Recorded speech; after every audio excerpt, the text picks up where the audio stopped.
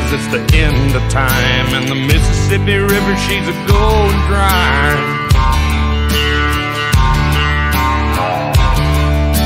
The interest is up and the stock market's down, and you're only getting mugged if you go downtown. I live back in the woods, you see, a woman and the kids and the dogs and me. I got a shotgun, a rifle, and a four-wheel drive, and a country boy can survive. Country folks can survive.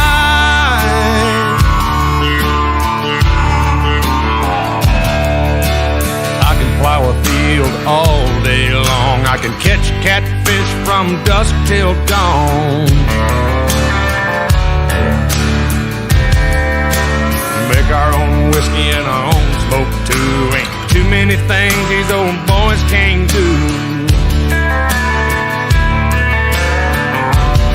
We grow good old tomatoes and homemade wine, and country boy can survive. Country folks can survive.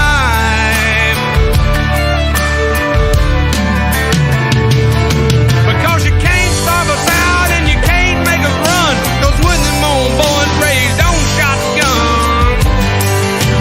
We say grace, we say ma'am. If you ain't into that, we don't give a damn.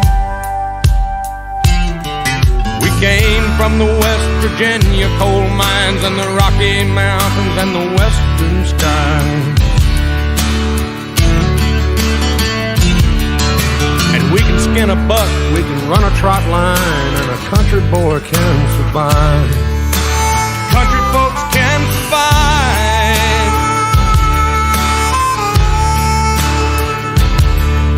I had a good friend in New York City.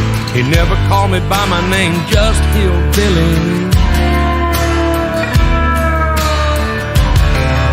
My grandpa taught me how to live off the land, and his taught him to be a businessman. He used to send me pictures of the Broadway nights, and I'd send him some homemade wine. But he was killed by a man with a switchblade knife. For $43, my friend lost his life. I'd love to spit some beach nut in that dude's eyes and shoot him with my old 45, cause a country boy can survive. Country folks can survive.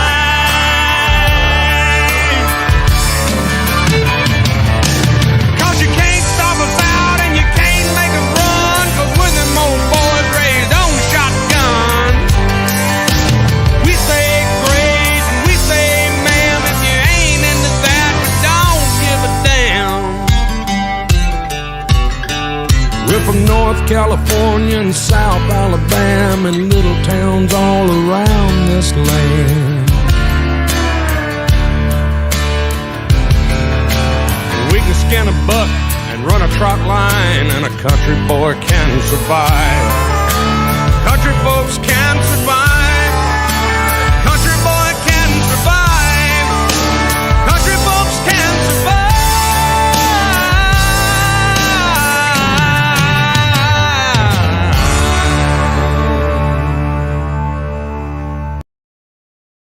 All right, y'all.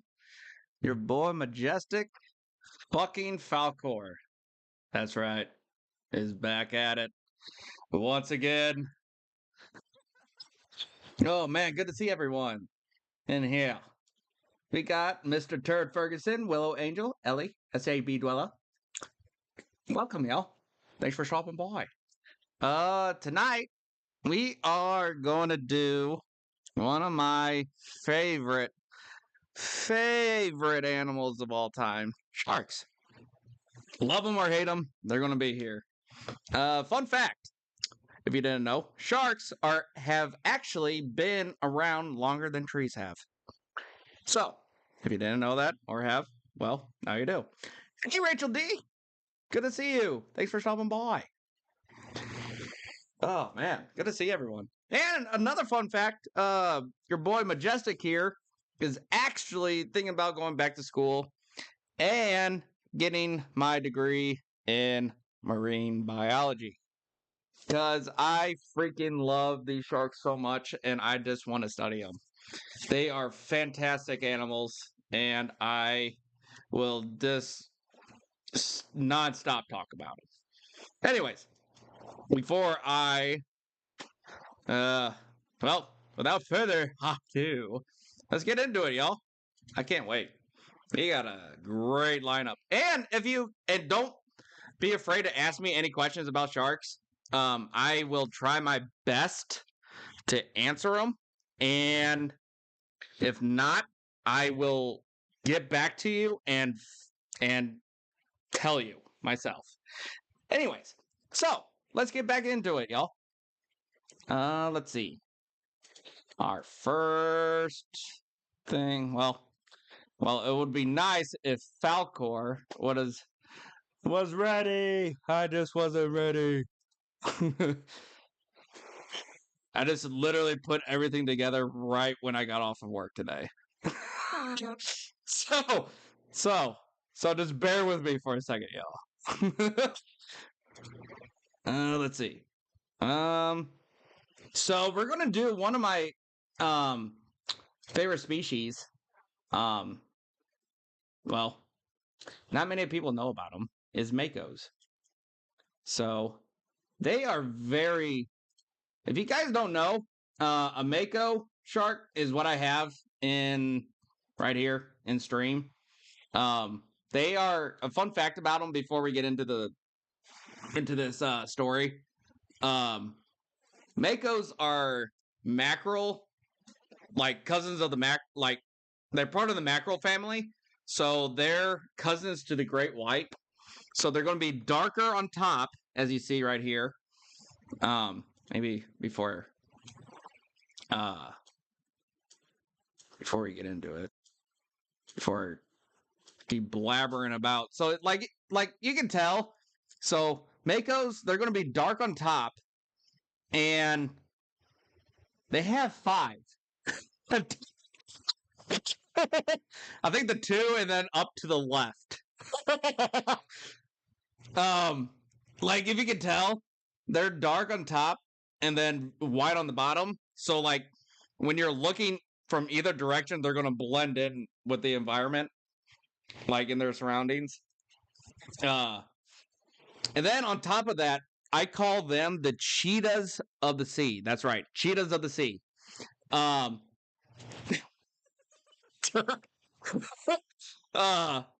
They can swim. It's very awesome. So like cheetahs on land can run up to 75 miles an hour, 75, 80 miles an hour, or something like that. Makos in water, well, obviously in water. They can swim like they've been known to swim around 50 to 60 miles an hour. Yeah, you heard that right. 50 to 60 miles an hour is how fast makos can swim. Actually, they got one recorded, I think around, there was like a bait or something being towed behind a boat, and they got a mako. They recorded a mako for the first time ever that was recorded, going like, I believe 50 miles an hour. And they can reach up to 60 if they want to. So it's phenomenal. It's very crazy. Makos also, they're not like great whites. Well, they act like great whites. So like if they see like prey, they do like what great whites will do. They'll swim down and then burst up to the water, like to where it's at, and then they'll breach.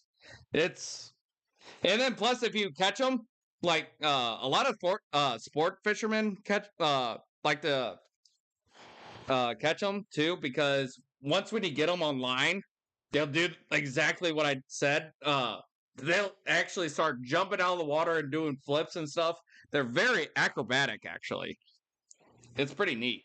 But yeah, and then also too, their teeth are very like not like great whites. They're like how they're like very thick triangularly. Makos are needled, if that makes any sense. And they like once when they grab onto you, it's just going in, and they get up to 13 feet, and about 1,300 pounds, give or take, maybe less. So yeah, little fun fact about them.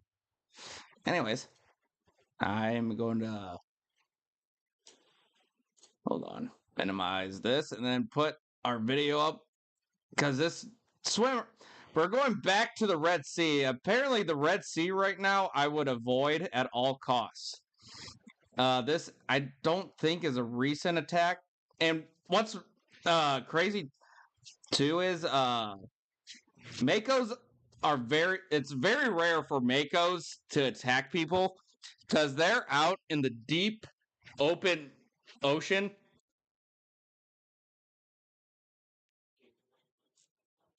They're out in the deep open water.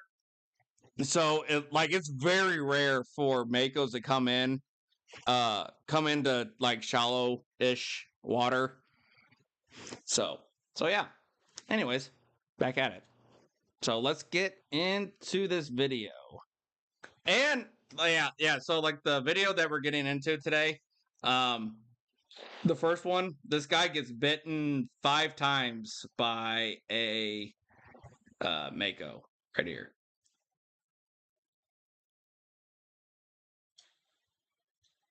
So, anyways, let's see. Here we go.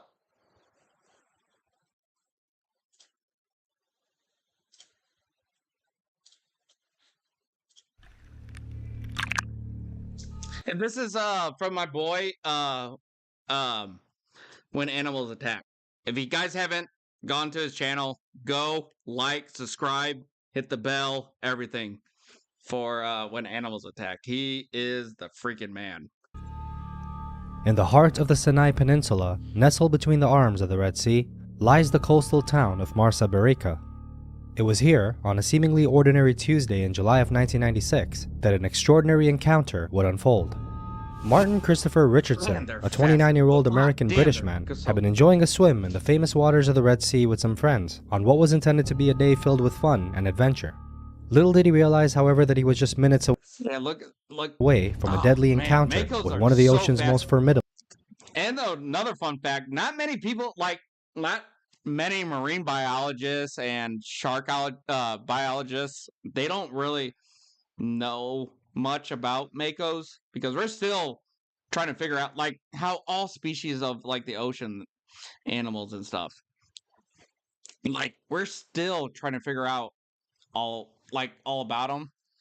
But yeah, they're very fascinating. They're very, very neat animals. Makos. The Mako shark. They're so fast. Later tonight, I'll try to find that video of them recording the Mako going like about 50 miles an hour. It's very, very fascinating. It's fucking awesome, yo. On July 23rd of that fateful year, Richardson, an avid swimmer and adventurer, found himself aboard the Jadran, a 24-meter-long dive boat that had a reputation for being as sturdy as it was reliable. The boat, a proud possession of Danny Herman of Eilat, Israel, was cutting through the glorious waters of the Red Sea, sailing north from Ras Mohammed to the picturesque Sharm el-Sheikh Bay. The day was ripe with promise, the sea calm and inviting, and the sun casting a warm glow on the deck. As the boat made its journey, the crew's eyes were drawn to a pod of 5 bottlenose dolphins, their sleek bodies gliding playfully through the water. The boat slowed, the engines humming down to a gentle purr. The crew, captivated by the allure of the highly intelligent marine mammals, would stop the boat to allow the guests a chance to swim with the dolphins. It was a rare once-in-a-lifetime sort of opportunity for them to interact with these magnificent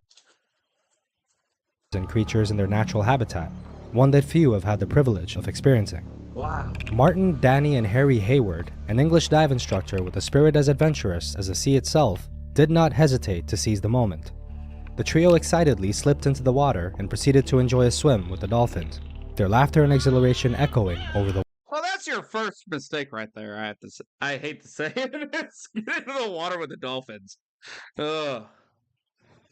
Water. Seemingly welcoming their new human companions with open fins, an orchestra of clicks and whistles would then follow, filling the air in what was a moment of oneness between Actually, the dolphins save his life. creatures of land and sea. After a time, Danny and Harry would return to the boat, their hearts full and their spirits invigorated. But Martin, ever the adventurer, was so mesmerized by his newfound friend Yeah, Turd, you're a little oddly, I have to agree with Ellie here. that he'd choose to stay, a decision he'd come Oh, you know, they're up to the left and then to the... Yeah, to I'll regret. have to draw a diagram. Suddenly, Oh, man. just as soon as they'd appeared, the dolphins would then disappear, leaving a confused Martin alone in the water.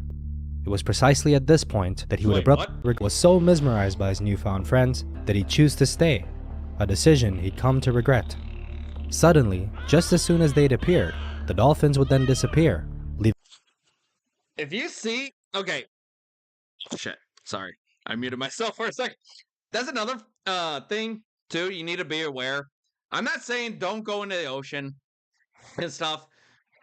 Do what you want, but just be aware of your surroundings. Like, for this instance, all of a sudden when you see dolphins, and all of a sudden... Or, like, fish... Or dolphins, all of a sudden, when they were there, then all of a sudden just, boom, disappear. My good hint is there's a shark around you. So, more than likely, it's best, depends on where you're at in the, like where you're at in the water and stuff. Your best bet is to make sure to swim towards or just get in, like I said, depends on where you're at in the, in the ocean. Just get close to shore as possible, but if you come into contact with a shark, do not, I repeat, do not swim away from a shark. If you swim away from a shark, they're going to think that you're prey.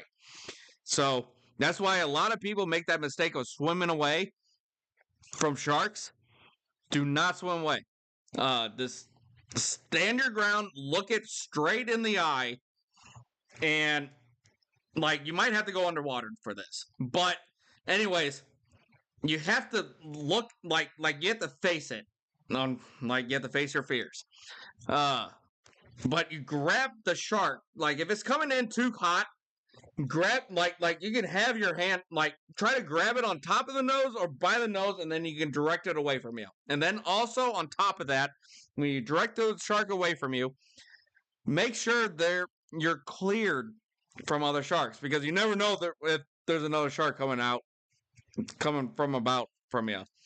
And if it has his mouth open coming at you, you'd still do a little side shuffle, and then do the same thing. Grab it on top, or just if it's coming in too hot, just pray. That's all I have to say. You have to pray to God. It's in your will, but you literally have to fight back. If it gets a hold of it, just fight back, hit the gills, poke them in the eyes, hit them in the nose, and normally, majority of the time, if you hit them in the gills very fucking hard, they're gonna fuck off. And it's very hard to get. I'm not gonna lie, it's very hard to get them in the eye, because when they're about to bite, their eyes roll back. So, I mean, yeah, your best bet is just to keep popping them in the nose or in the gills. leaving a confused Martin alone in the water. It was precisely at this point that he would abruptly spot a mako shark approaching him from within the depths. Isurus oxyrhynchus, commonly known as the short-fin mako, is a fascinating creature in the marine world. Its streamlined body, characterized by a pointed snout, triangular dorsal fin, and a sizable crescent-shaped tail fin, enables it to achieve burst swimming speeds of up to 43 miles or 70 kilometers per hour. Hey out there, loser and voice to voice. Thanks for stopping by, y'all. Earning it the title of the fastest shark in the world. The mighty mako would then proceed to repeatedly chomp at Martin with a terrifying efficiency. It would bite him a total of 4 times, each instance inflicting severe wounds to various regions of his body. Martin was overwhelmed with fear and a feeling of helplessness as the shark circled him with its menacing presence. He was stuck in the middle of the vast ocean, a fair swim from the safety of the boat, while a relentless predator focused on him, eager to make him its next prey. In a desperate attempt to fend it off, Martin would then punch the shark in the snout upon its next approach, an action often recommended by shark experts as a last resort during a close encounter. The shark would hardly be deterred by this, and despite his efforts, continued to See, if a shark is highly deterred by, like, not very deterred by that, then your best bet is just to pray. that's all I have to circle say. a horrified Martin. Reality quickly began But then, like I said, don't give up. Just fucking fight to the very end. to sink in for Martin as he put things in perspective, realizing that he was not just being circled by a shark in the middle of the ocean, but bleeding from multiple wounds. With his life hanging in the balance, the helpless swimmer then stiffly bobbed along the water's surface, trying to attract as little attention as possible, knowing very well that even the slightest hint of panic movements could easily mimic the vibrations of a wounded animal, a well-known shark attractant. For Martin, each passing second at this point was a battle for survival. Meanwhile, the crew aboard the boat heard Martin scream and would watch in horror as the shark launched him 1 to 1.5 meters in the air. It was at this point See, I told that you. English dive instructor Harry Hayward, despite the risks, without hesitation immediately jumped into a Zodiac, a type of inflatable boat, and sped toward Martin. As he approached, he saw an unexpected sight. 3 dolphins were circling him, slapping their flukes and fins on the water surface. See, that's when dolphins are trying to tell the shark to fuck off. This behavior, When they start doing that shit. often seen in dolphins when they're trying to deter predators, suggested to Hayward that they were attempting to protect Martin. Dolphins are known for their intelligence and complex social behaviors, and there have been numerous accounts of dolphins protecting other animals and even humans from threats. A prime example of this was an incident that occurred in 2004 when a group of swimmers off the coast of New Zealand were reportedly protected in a very similar fashion by a pod of dolphins that formed a defense ring around them for over 40 minutes, seemingly warding off a potential attack from a great white. Despite Wow. That's awesome. Just imagine that. Having a fucking circle, like a pod of dolphins just circling you as your defense circle. That's like almost having like killer whales. Like, if you had orcas doing that, dude, you're fucking set. the That's like a fucking... If you had orcas doing that, you would be like a fucking tank coming through. Like an Abrams tank coming through. Like the U.S. Abrams tank. Like, nothing is going to penetrate this thing. It's like you're the apex of the apex predator is the orca. ongoing threat of the shark, the presence of the dolphins gave a determined Hayward the confidence to reach for Martin, lift him into the Zodiac, and return to the dive boat. Back on the Jardran, the rest of the crew was ready to provide immediate first aid. Danny and his father, Itzik, along with Danny's fiancée Gail Ashworth, worked together. Voice, that doesn't make sense. Oh, man. It's like the good old Sex Panther. 60% of the time it works every time. Together to control Martin's bleeding. Upon reaching Sharm el-Sheikh, a local diving doctor, Dr. Magdi, was quick to respond. He initiated IV fluids and ensured that Martin was transported to an Egyptian army hospital in Al Tor for further treatment. Martin was bitten on his back, his shoulder, and his chest. The sharks Dude, that attack off the coast of Egypt with that tiger shark attack, it gets me. Like, not a lot of stuff gets... Like, I'm not trying to be like that tough guy or stuff like that, but like... That one, for some reason, that shark attack one got me. I think it's because the guy, if you put the audio on, you can hear Victor pop off. Like, you can hear him yelling for his dad. And that's where it got me.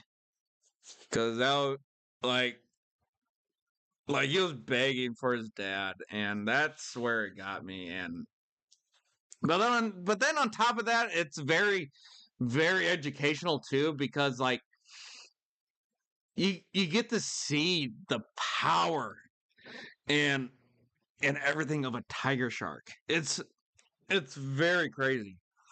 Like they're very oh man, tiger sharks are fucking ruthless. teeth had punctured Martin's lung, causing a pneumothorax. That's what nothing can get pop off, but that's what that's what happens when you enter the realm of the sharks. Like there's that's all they're there for, is to eat, and that's it. Eat and fuck. basically. That's all that sharks do, is eat and fuck. Mostly just eat. And the force of the attack was such that it not only caused deep lacerations in multiple sections of his body, but also broke one of his ribs, a grim testament to a Mako's raw power. Doctors would go on to conclude that a single shark... Yeah, I couldn't tell if you... Grim testament to a Mako's raw... Yeah, right here. So, like how I was talking about, like, look how needly these teeth are from the Mako. Oh. They're so pointy, and it's just meant for... This for gripping, and that, like, oh. power. My Doctors God. would go on to conclude that a single shark was responsible for the grievous injuries, and it was estimated to be between 4 to 5 meters in length, judging by the size of the bite marks on Martin's body. See? Look at that. And the role of it That's 4 to 5 classic. meters in See, that's a classic great white move. It's coming up straight up like this. This is single phenomenal. shark was responsible for the grievous injuries, and it was... And that's and I believe also the Mako was almost the shark that almost bit Steve-O in the first Jackass movie. When they put I think when Steve-O had the hook in his mouth, or like he was like swimming towards like the boat, back on the boat, he like kicked the top of the head of a Mako, I believe. was estimated to be between 4 to 5 meters in length, judging by the size of the bite marks on Martin's body. Damn, look at that. That's so And the awesome. role of the dolphins, those unexpected guardians of the sea, has been a point of much discussion and speculation. Some experts suggest that Yeah, the Dolphins really saved this guy, honestly. Like I said, too, like, Makos, they very rarely attack people. the dolphins, who'd been spotted with the So I highly doubt it would have been a fatal attack, but it's just one of those you never know, though. calf by the crew of the Jardran during their swim, had sensed the I'm just glad this guy survived. shark was approaching, causing them to swim away in an attempt to protect it, whereas others theorized that they were drawn to the scene by the cloud of blood and inadvertently scared off the shark with their presence by creating a kind of protective barrier around Martin. Martin Richardson went on to survive his horrific ordeal, and to this day firmly believes that the dolphins are the reason he's still alive. His story went on to spark wide discussions about marine conservation, the behavior and interactions between sharks and dolphins, and the safety of water activity. No, so like bull sharks, Ellie. So like bull sharks, like when they swim up, like say for instance the Mississippi, they pee, they just pee it out. Normally they don't pee it through their skin. Yeah, no, I've never heard of a shark peeing through their skin. In areas known for their marine biodiversity. If this episode piqued your interest, then our previous episode, Unless if I'm mistaken and heard it through this video. But yeah, sharks, they don't pee through their skin. I've never heard of that. about a surfer who was taken away by a great white shark in front of his friends on what was supposed to be a fun day at the beach, is likely to do the same. You can find it on the end screen. Like what I'm talking of about. this- See how I'm talking about? With like great whites and Makos. Look how you can barely fucking see this shark. screen of this video. Like they blend in so well. It's very fascinating. Honestly, it's very, very fascinating. I find sharks very fascinating. I don't know why I'm just repeating fascinating so much right now. You might need hopefully you wear the brown shorts that day.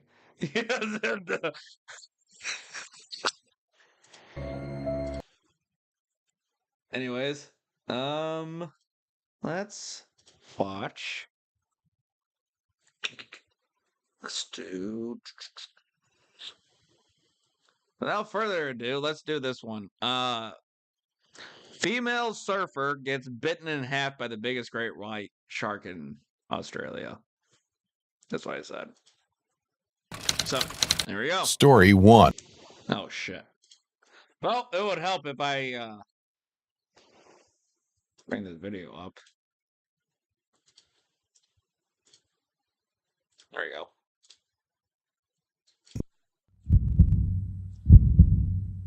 Nestled along the rugged coastline of Australia lies the idyllic town of Byron Bay.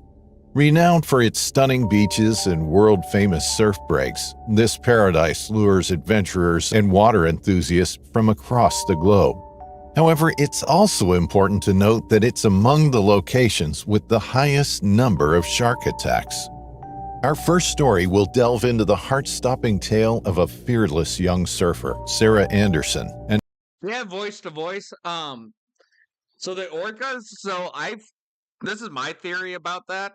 I think one of the orcas, like the younger ones, or one of the older ones, got hit off. Excuse me, off the coast of Spain, I believe. This is like I said, this is my theory. One of the either older orca or younger one got hit by a boat, nicked. Excuse me.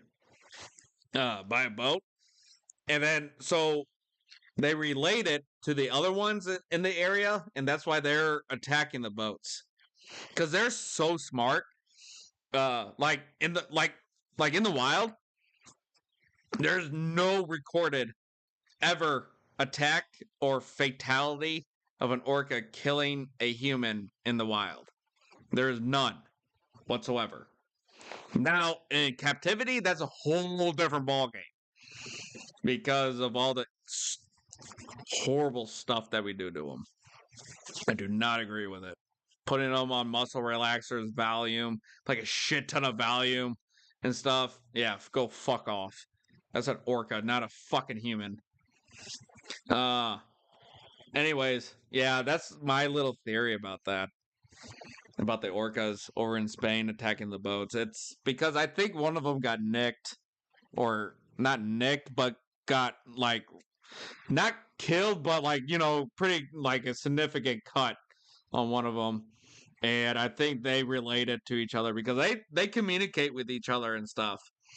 And so yeah, that's my little theory about it. and her fateful encounter with a predator lurking beneath the waves. For this young woman, surfing had always been her refuge, where she could find solace and freedom.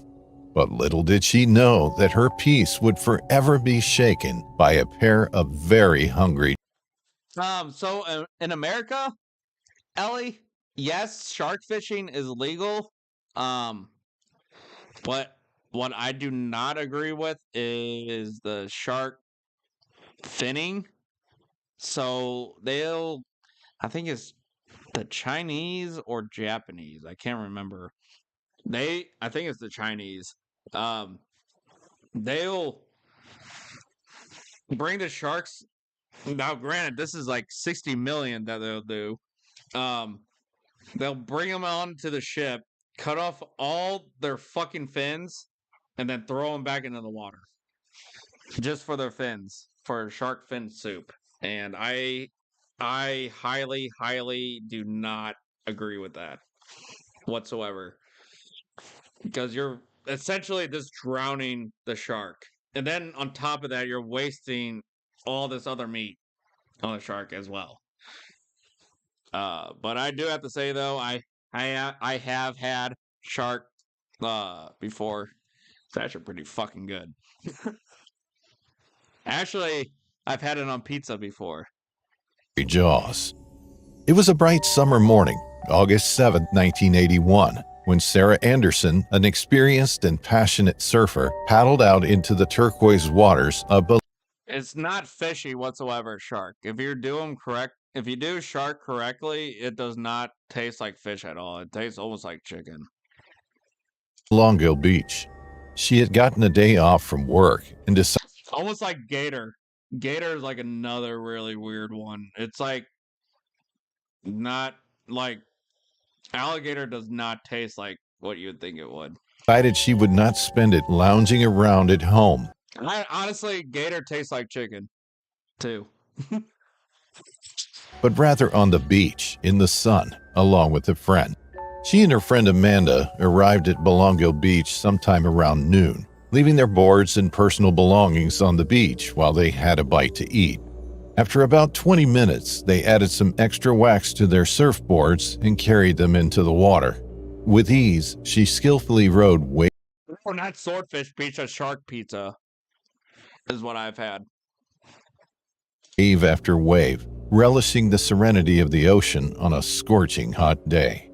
The water felt refreshing as she paddled farther into the distance, eager to catch bigger waves. Little did she know an instinctual power. Oh yeah, another fun fact. Before sorry, about the makos earlier. So there's two species of makos. So you have your short fin and the long fin. The short fin is actually endangered. It's a endangered species. Like the one that attacked the guy earlier was a short fin mako. Lay concealed beneath the vibrant azure surface, biding its time, ready to make its move. A mighty predator, one of the sea's apex predators, patrolled those waters. A great white shark, its powerful presence concealed by the depths, awaited an opportunity to unleash its raw fury.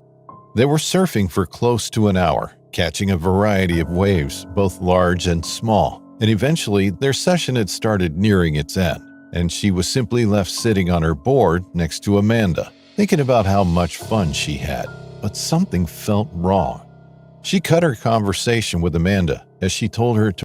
That's your sense telling you there's something wrong. Usually, if you just feel like something is off, you might want to go with Wait and to listen. The water around them was rippling aggressively, despite no wind or waves. If you see that, there's more than likely a shark. Just as her mind had started to process what might have been going on, she looked back and saw the unmistakable silhouette of a dorsal fin slicing through the water. Her heart skipped a beat. Instinctively, Sarah's survival mode kicked in. Adrenaline coursed through her veins as she fought against the impending. Look at that whale shark. Survival mode kicked in. Adrenaline coursed through her veins as she fought against the impending danger. Look, out of the way of that thing. Desperately paddling on the my board God. as she urged Amanda to do the same. She had noticed the shark next to them and understood the urgency.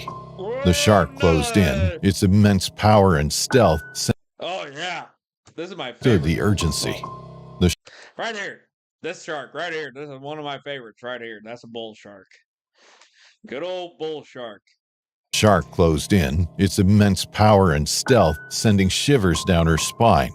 It surged between them, choosing Sarah's surfboard to bite into, Look at this orca. making Look her at this fall guy. into the water, flailing wildly. Amanda recalled hearing Sarah's screams getting drowned out and cut off by her going under the water's surface. The shark clamped down on the board, and she could see it swinging high above the surface as the shark thrashed its huge body around.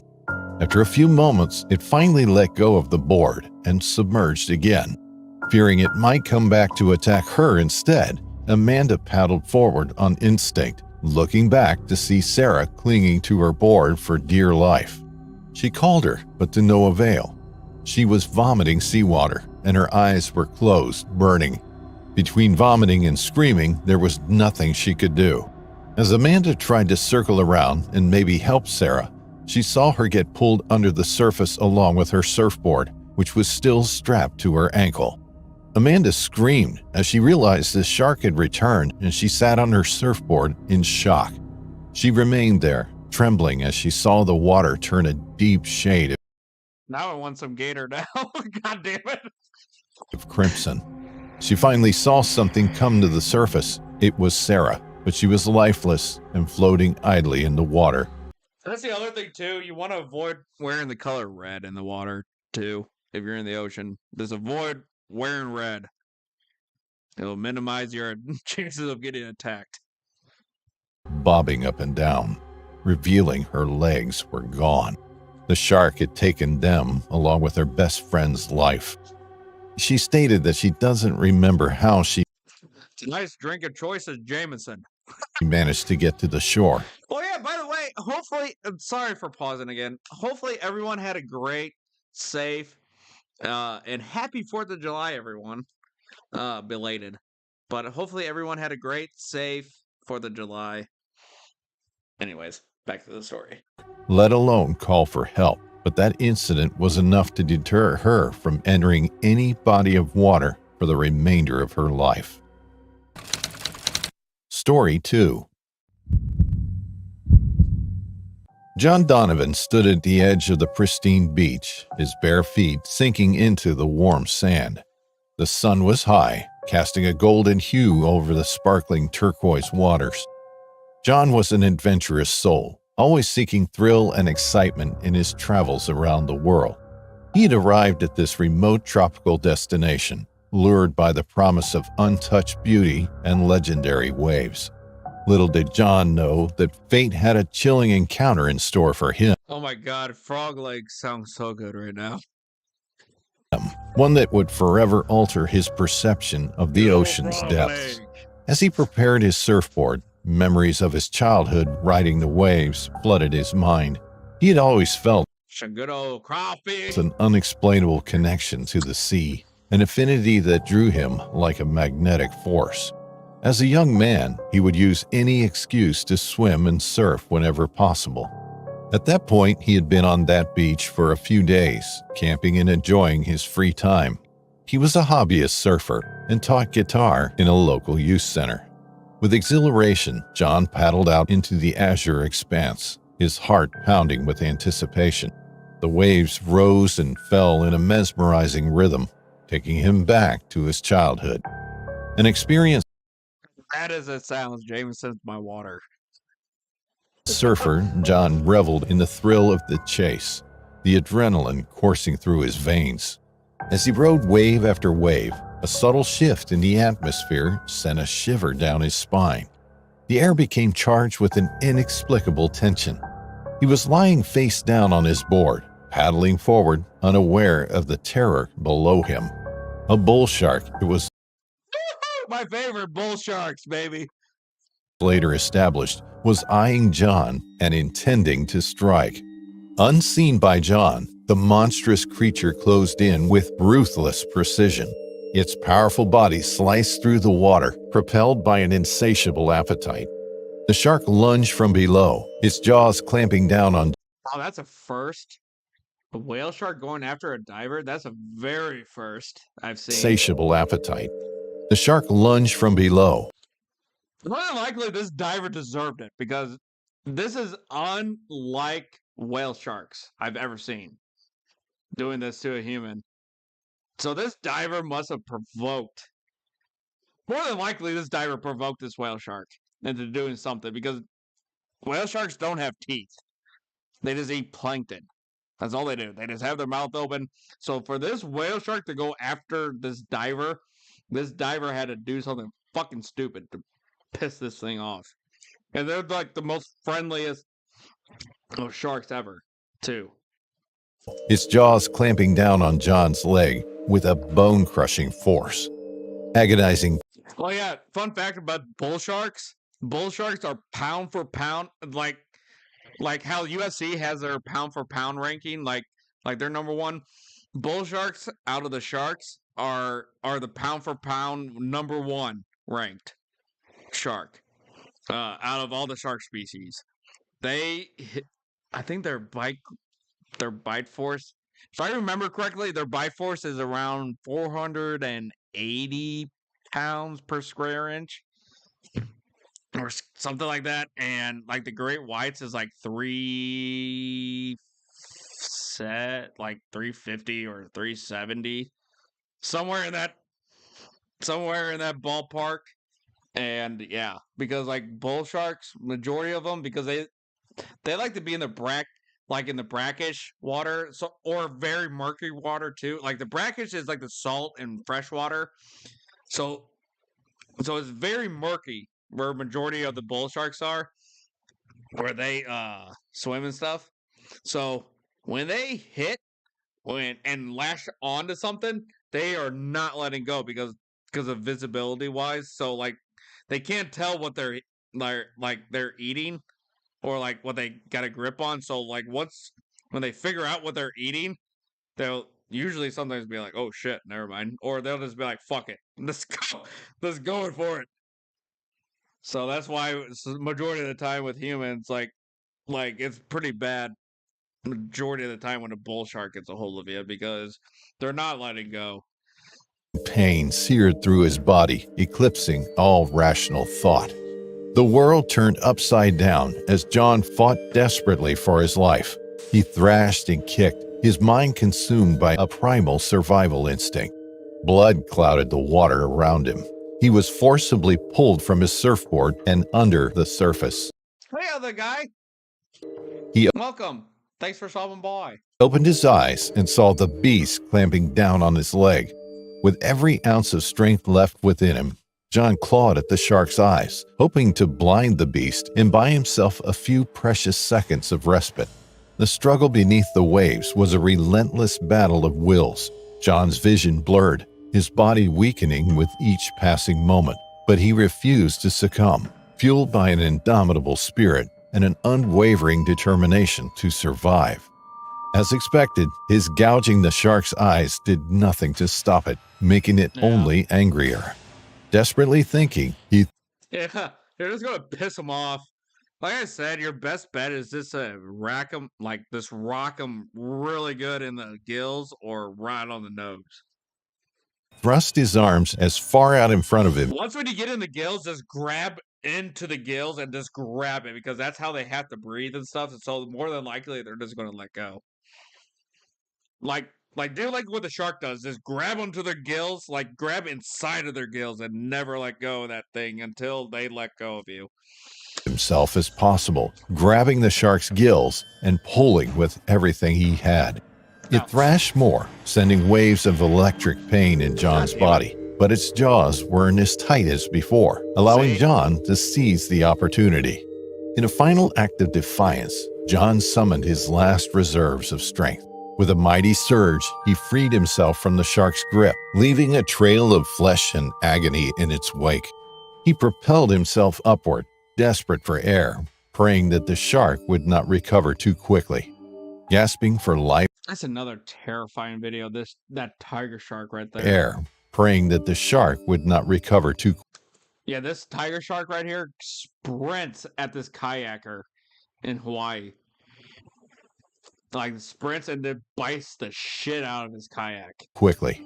Gasping for life-giving oxygen, John broke through the surface, his body battered and broken. His leg was mangled, torn apart by the relentless force of the shark's assault. Blood trailed behind him, a grim testament to his harrowing encounter. He grabbed his surfboard and hauled himself up, paddling wildly to get to the shore. Before long, he was in the shallows where he could stand up and hobble to solid ground, seeing the shark's dorsal fin in the distance. As he lay on the sandy shore, pain pulsating through every nerve, John knew he I loved how he says sandy shore and then they went to a sand tiger shark. No pun intended. I don't know. I got a little giggle out of that. had narrowly escaped the clutches of death. The ocean, which he had trusted before and felt safe inside, had become something to dread. His leg was bleeding, but luckily some bystanders ran to the shore when they saw the shark attack him. In the days and weeks that followed, John embarked on a grueling physical and emotional recovery journey. Each step was hard but necessary because he was determined not to let a shark change the course of his life for the worst. Eventually, he fully recovered and retained motor functions in his leg. Story 3. Mia Ellis and Emily Mullen, two best friends with an insatiable thirst for adventure, found themselves on a remote island in the heart of the South Pacific. They were on their 5th vacation day, having arrived from Germany, looking to enjoy the sights and gain some new memories. Surrounded by crystal clear waters and pristine beaches, it was the perfect setting for lounging around in the blistering heat. Little did they know that their latest adventure would take an unexpected and terrifying turn. With their surfboards in hand, Mia and Emily headed to a secluded cove known for being a comfort to any tourist. They had never surfed before and didn't intend to, instead planning to lie on the surfboards and float in the water. Surfing was an activity that never sat well with them. As they paddled out, the sun danced on the water, creating a mesmerizing kaleidoscope of colors. They commented on how pleasant the ocean was, with its crystal clear water and excellent temperature. Mia and Emily dove into the waves sporadically whenever they would get dry from the sun. Through conversation and swimming, they thought that truly nothing could go wrong. That was until one of them noticed a dark shape underneath the water's surface, darting around with concerning speed. Emily was the first one to speak and warned Mia to get back onto her surfboard. A chill ran down their spines as they realized the severity of the situation. Panic coursed through their veins, fueling their desperate fight-or-flight response. The predator was closing in, its powerful presence growing more palpable with each passing Yeah, I've been noticing second. that, Al. Mia managed to climb back onto her board. With adrenaline Trying to fix surging, it. Mia and Emily turned toward the shore, their hearts pounding with the crashing waves. They kicked and thrashed, propelled by an instinctual survival drive. The shark followed closely behind, its dorsal fin poking through the surface. The shark was bound to be faster, as fast as they perceived themselves. It made its move. It lunged towards Mia, its jaws snapping perilously close to her leg. It missed her leg, but latched onto the surfboard, tilting it at a dangerous angle and leaving Mia on the brink of falling into the water. Mia acted on instinct, raising her leg high up in the air and bashing the shark on the nose, making it immediately let go of the board and slink back into the water. The predator recoiled, momentarily disoriented. Mia seized the opportunity, turning on her side and paddling with everything she had, her heart racing with fear and hope. Emily followed suit, her unwavering determination pushing her beyond her limits. The shark, while dazed, did not stop its pursuit.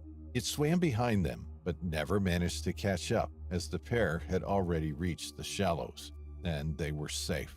They had narrowly escaped the jaws of death and were left sitting on the beach, panting, muscles burning, stunned, and unable to form sentences. They saw the shark retreat into the depths. Mia's foot was badly scratched up No, due it's to the not. shark's coarse skin, but it was nothing compared to what could have been lost. They left for home the same day, never telling anyone what had happened. Story 4. Let me change Hawaii the is story one of the here. world's best and most beautiful tourist attractions. Here, let me change the story here for a second. Since for some reason it's not working. I just happened to notice that. It's like bouncing in and out. It's really weird. Let me fix this here. See if it works. Probably not.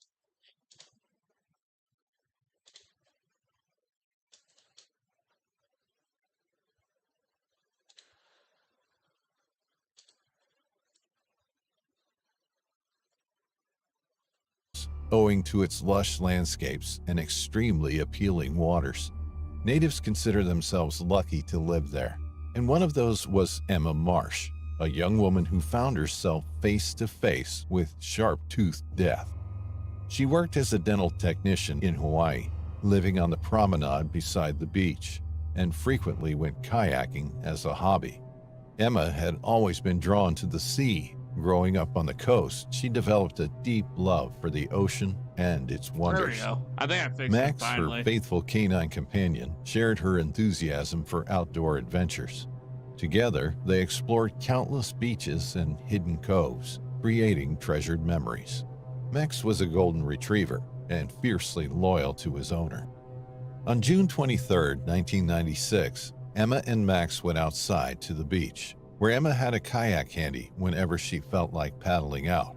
The kayak was a two-seater, so she strapped Max in for a ride, and he also enjoyed it.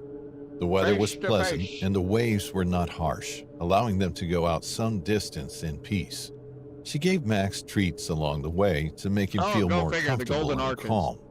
Everything was right with the world, until Emma felt something sway the kayak up and down aggressively. Holy There shit. was no wave, and she screamed as something bit straight through the body of the small, flimsy kayak and punctured the sides of her legs, drawing blood. The teeth of the monster beneath her were grinding back and forth as it tried to let go and go back beneath the surface.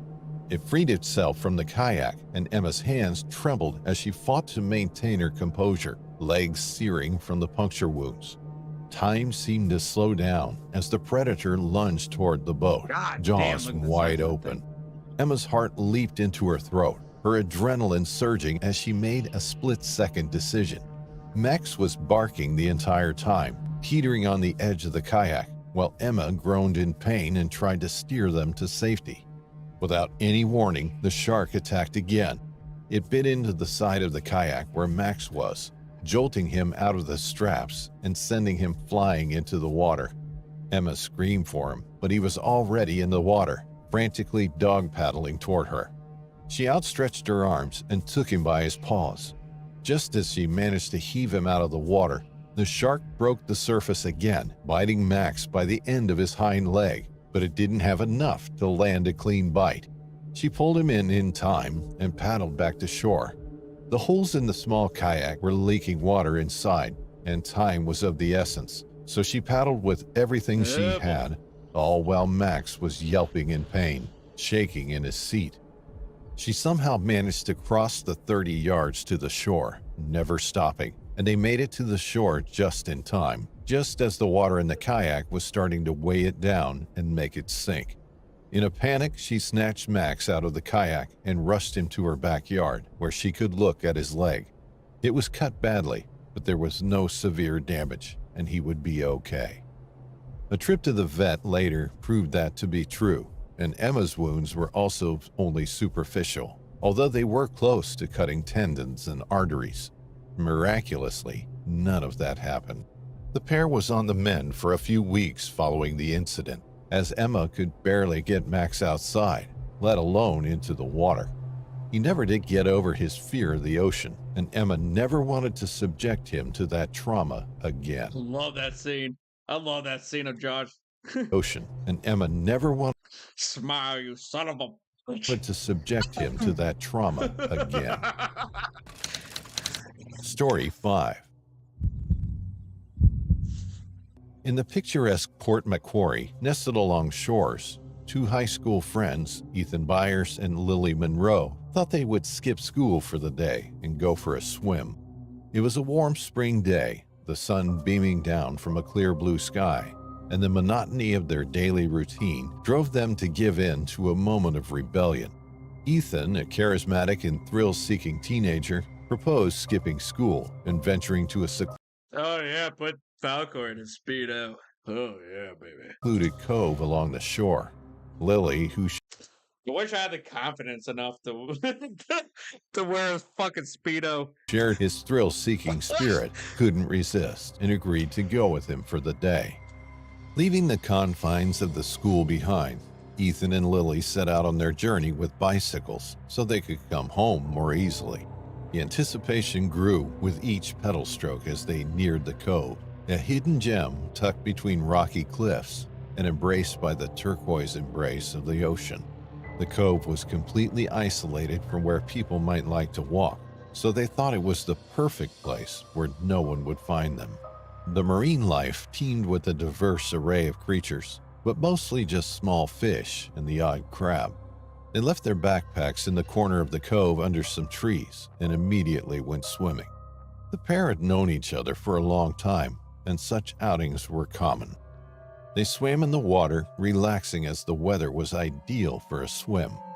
They circled the cove and cracked jokes the entire time, not having a care in the world. However, things started to change when the damp hairs on his neck stood up. Lily, who was still swimming next to him, turned around and cried as she started to flail in the water. Ethan looked back to check, but it was too late. A massive bull shark was behind them, not slowing down and heading directly for Ethan.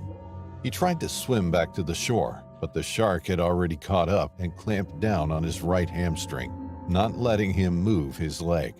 Lily could hear his tendons snapping under the water and kept screaming, unsure of what to do. He simply screamed and screamed until his head was pulled under the surface. Instinct kicking in, Lily started swimming fiercely toward the shore, where she sat on the sand and screamed for Ethan. A moment later, he emerged again, waving his arms around and screaming through gurgles. He was there only momentarily before getting dragged under the surface again. Sharks are notorious for not killing their prey immediately, but taking bites and slamming into it underwater until it dies. This was exactly what had happened to Ethan while he was under the surface. Lily sat there, paralyzed from shock and fear, as she saw the splashing water die down to only ripples. Well, there's okay, kind of about that. So there's usually two types of bites sharks will give you. It's an exploratory bite, which is like one of those like I bit you, then oh shit, you're not part of my food chain, or I'll bite you just to see what you taste like, then bleh, then never mind. Usually is what happens. They're just like bleh to humans. But on the other hand, where then sometimes you'll get that, like I said, you got the exploratory bite, or you'll get the predatory bite, which is like great white, like for instance, like what the bull shark did. That was a predatory bite, like gave to this guy. It was just one of those he grabbed on, and like I said, with bull sharks, they're not gonna let go. They're just gonna take you on for the ride, and you're just in for the ride, basically, with bull sharks. And the water was painted at its surface. And fun fact about bull sharks, they have the highest testosterone out of all animals in the world. Lily sat there, paralyzed. That's why they're always like when they're swimming, they just always look like they swim pissed off all the time. Like when they're swimming, their pectoral fins are like bent in a little bit. Kind of like how a bodybuilder is, like how they're with their arms, like how they're like kind of curled in. That's like how bull sharks swim, is like kind of like that, and it's like this swimming at you. This like this big burly fucking shark coming at you. This it's already having a pissed off day, so like it's just gonna get pissed off even more. See it like almost has its roid rage. From shock and fear as she saw the splashing water die down to only ripples, and the water was painted a deep red. She knew he was gone, but she couldn't accept it. Good night, Ellie. Thanks for stopping by, Elle. Good to see you. Remained there for an undisclosed amount of time, just staring at where she saw Ethan and cursing the day that they decided to skip school. Her trance was only broken by his body floating to the surface, mangled beyond recognition. At that point, she finally passed out from the shock. Later, she was hyperventilating as she realized where she was, but she still tried her best to walk away from the scene and find someone to help her. No one was near the cove or on the surrounding beaches, so she had to walk back to town, knowing that Ethan's body might get swept away to sea if she didn't hurry. She walked into the first convenience store, stammering about what happened to the frightened clerk, who called emergency services. They were dispatched to the scene, with 2 medics staying in the store to talk to Lily and ensure she was okay. When the police arrived, Ethan was already floating toward the horizon, but they managed to recover him and alert his family about what had happened. Lily never really recovered from the incident, even though years had passed. She constantly blamed herself for what happened, and it took I could only imagine seeing one of your loved ones getting attacked by a shark and there's nothing you can do about it. I could only... Oh, man. Ooh, that just sudden chill. Oh, sudden chilled up my spine. Oh, God. Oh, man. Let's see here. Let's do probably my last one on the night. We'll see. Supposed to not. Back to when animals attack. There's been another deadly shark attack off a West Australian beach. On the morning of July 14th, 2012, longtime friends and avid surfers Benjamin Linden and Ryan James Solis found themselves gearing up for another adventure at a popular surf spot located just south of Western Australia's Wedge Island. As the warm Australian sun cast its glow upon the azure waves, the conditions were ideal for yet another memorable surf. Little did the pair realize, however, that a massive shark had other plans in mind. This is the horrifying... Man, see what I'm saying, y'all? See, look how this great white just blends in perfectly. They were just genetically, designed perfectly. Oh my god.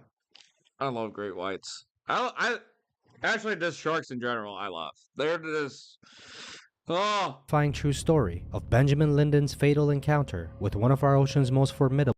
They're like, along with crocodiles, like living dinosaurs. Them, Komodo dragons, cassowaries. Like cassowaries, Komodo dragons, crocodiles, alligators, and sharks. Those four are like living fucking dinosaurs that we have on this earth. And it's phenomenal. It's awesome. Predators.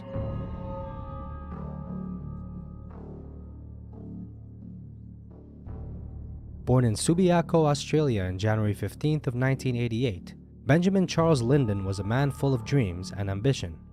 Living in Osborne Park with his partner Alana Julie Noakes, the young couple would go on to buy this guy's around my age. A house and start a family. Known for his warm smile and friendly nature, Linden was said to have greeted familiar faces with a genuine enthusiasm that radiated from within. He was not only an accomplished surfer, but also a talented musician and a skilled cabinet maker. His creativity flowed effortlessly between the waves and his craft, leaving an indelible mark on the lives of those who knew him. Linden's main occupation is a subterranean surveyor, and his passion for surfing kept him in above average physical fitness, and this would aid him in overcoming asthma problems he'd suffered early in his childhood, allowing him to no longer need to depend on the occasional use of an inhaler. His career, of course, went hand in hand with his love for the seas, allowing him to not only explore their hidden depths, but also enhancing his deep personal connection to them. On that fateful Saturday morning in July of 2012, Linden and Solis embarked on their journey from the Perth metropolitan area to a remote beach near Wedge Island. The destination was a spot known as Dolphins to locals, or formerly Diddy Bay, and was tucked away behind the boundary gate of the Lancelin Defense Training Area. The seasoned surfers were familiar with the early morning routine, making the many times long drives to seek favorable surfing conditions, much like they had done on numerous previous occasions. After negotiating the 500-meter distance from their parking spot to the beach, they would finally settle around 150 meters north of three other beachgoers. There was a harmony to their movements as they took to the water, enjoying their camaraderie and thrill of surfing, each absorbed in the rhythm of the ocean. After approximately half an hour, the friends relocated another 100 meters north, seeking better surf. Not far from them, two men, Holmes and Nathan Andrew Smith, were utilizing a jet ski to aid their own surfing endeavors. Another 20 minutes of tranquil surfing passed by when suddenly, Solis felt a chilling presence near him. He would spot a large shadow circling beneath him, the unmistakable form of a great white shark looming ominously. The shark's proximity was so close, in fact, that Solis could feel the spray from its gills. Fear gripped them both as they realized the immediate danger they were in. Desperate to escape, they then began to paddle for shore. It was at this point that suddenly the shark would then lunge towards Linden, who attempted to fend it off by kicking at it. This was when, to his severe misfortune, the massive shark clamped onto him with its mighty jaws, inflicting severe damage to his lower body. Solis, propelled towards the shore by a small wave, watched as the shark circled Linden's motionless body. Holmes, who had witnessed the horrific scene unfold, raced back to shore to drop off Smith before heading back to assist Linden. As he rushed back to him, he noticed Linden floating face down in the water, with one leg missing and part of the other also gone. God damn. Like a scene straight out of a horror movie, the great white then reappeared once again, putting a barrier between Linden and Holmes' jet ski. That's another rare thing.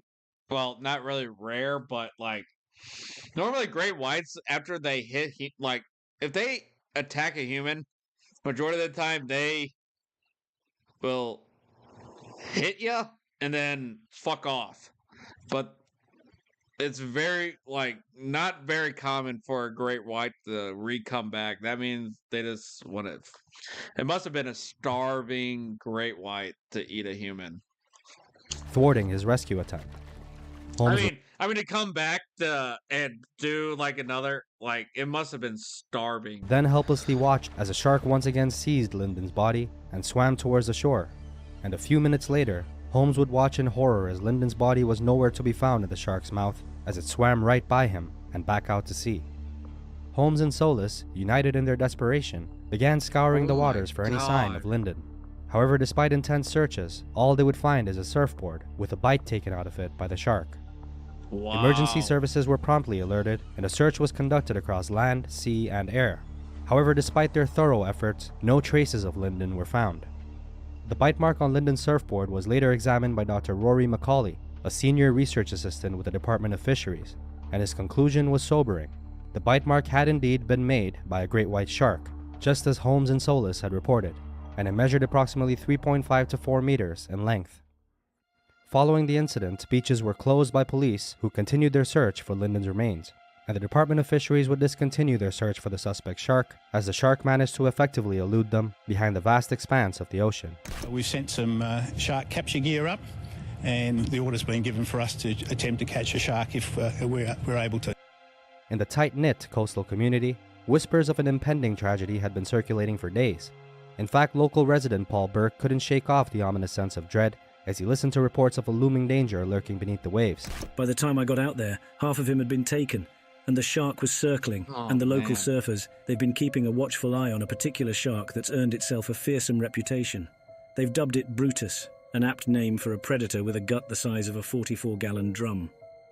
Wow. Burke's words echoed the collective unease that had settled upon the community, especially after the attack on Lyndon. In the wake of the tragedy, those who knew Lyndon were left to reconcile with the loss of a man who loved life and the ocean. His passion for surfing was well known, and his death, as a result of a shark attack, would go on to shake the local surfing community to its core. They're a menace. You know, they really are. They're just, and this is not going to be the last fatality. There's going to be more and more and more every year.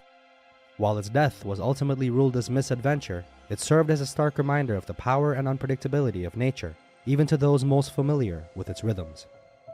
Despite his tragic demise, Benjamin Charles Lyndon's legacy lives on, not only in the memories of his partner Elena and his friends, but also in the broader surfing community that mourned his loss. Just come out of the water and just, like, it was like it was eating a seal, just threw its body out of the water for this guy. There was just blood everywhere, and the shark came at me on the jet ski and tried to knock me off. I did another loop, and when I came back to the body, the shark took it. I got straight back in the water, and I'm still surfing now, but it's not the same, unfortunately. Unfortunately for myself, I don't think I'll ever get the true enjoyment of surfing back. If this episode piqued your interest, then our previous episode about multiple shark attacks that occurred just days apart from one another is likely to do the same. You can find it on the end screen of this video. Oh, shit. Alright, y'all. I'm honestly have to call it a night. I just saw what time it is. I have to call it a night. A little too early than I expected, but I love you guys. Thank you everyone for stopping by tonight. Yeah, I'll try to keep it on a regular now. I'll keep trying to do all my shark stuff. I'm actually trying to do just like strictly shark, crocodile, and bear stuff, because those are like 3 of my favorite species, especially sharks. I'll try to keep this like more like shark related stuff. So yeah, I'm gonna try to keep it like shark, crocodile, and bear content coming. So thank you guys for stopping by. I have to unfortunately have other duties tomorrow, like work. So I love you guys. Thank you guys for stopping by for this short stream today. I love you guys. Thank you for all the love, support, and everything. It means the world to me. So if you guys haven't, hit that like, subscribe, and the bell. Other than that, have a great day. Not great day, Jesus Christ. Majestic. Well, maybe a great day from wherever you live. If not, great night. Have a great night. Unfortunately, I will not be on here tomorrow because of UFC. But other than that, I more than likely, well, I'll keep you guys posted about Sunday. So, anyways, thank you guys. Love you guys. Have a good night. I'm out. Bye. Boom.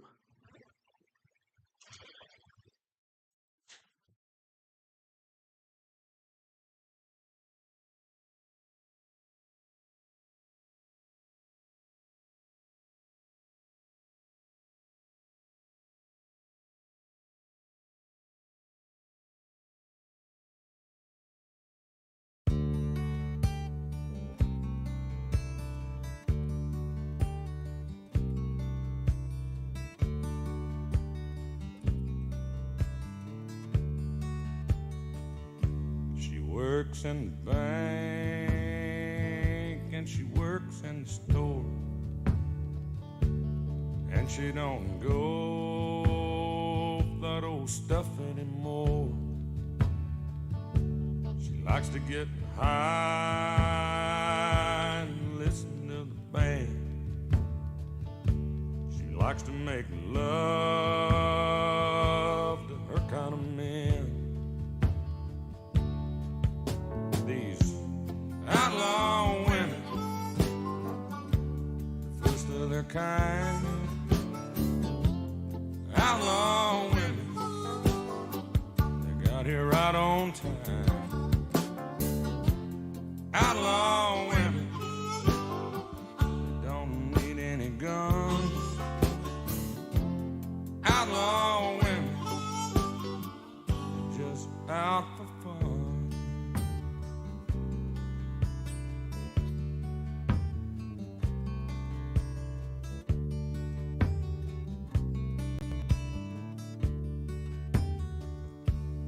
In many ways, she's a lot like me. She don't give a damn about society.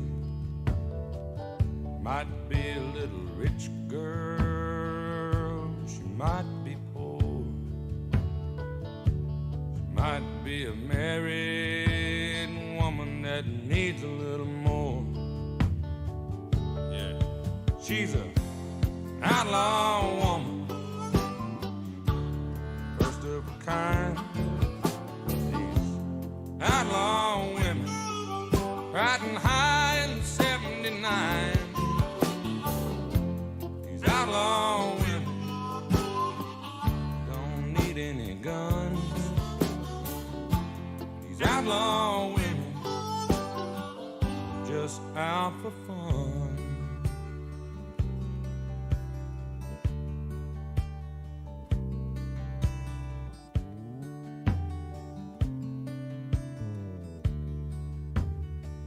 Some call her lady, some call her other names, but you won't ever call her